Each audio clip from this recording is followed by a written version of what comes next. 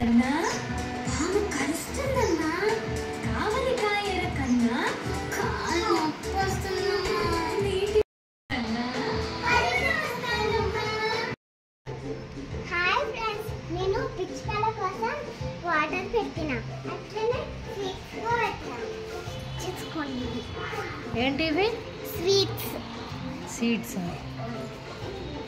అట్లనే బయట చూడండి.